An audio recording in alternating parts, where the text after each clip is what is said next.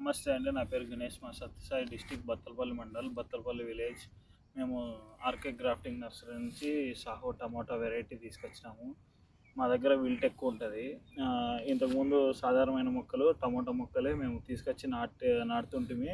కరెక్ట్గా బాగా ఫ్లవరింగు అంటే పూత పిండి పడే టయానికి చెట్లు 60% to 70% చాలా వరకు చచ్చిపోయేటివి. ఈసారి ఆర్కే గ్రాఫ్టింగ్ నర్సరీ నుంచి అంటుకట్టిన టమోటా మొక్కలు తీసుకొచ్చినాము. ఈసారి మేము పెట్టి 80 days అవుతుంది. ఏడే కానీ ఏ మొక్క కూడా చచ్చిపోయిండేది లేదు. బాగుంది, అంతా ఫ్లవరింగ్ బాగుంది. అంత అయితే మీరు చూడొచ్చు, ఫ్లవరింగ్ కానీ పూత పిండి బాగా పట్టింది. టమోటా కూడా చూడొచ్చు బాగా. ఎటువంటి రోగాలు కానీ వైరస్లు కానీ ఈ స్టేజ్లో మామూలుగా ఏ చెట్టుకైనా కూడా టమోటా మొక్కలకి బాగా కాయకు అనేది పుచ్చులు కావచ్చు, లేకపోతే మచ్చ కావచ్చు, బాగా ఎక్కువ వచ్చేటివి. మేము అసలు స్ప్రేయింగ్లు కూడా చాలా తక్కువ చేసినాము మామూలు టమోటాతో పోల్చుకుంటే.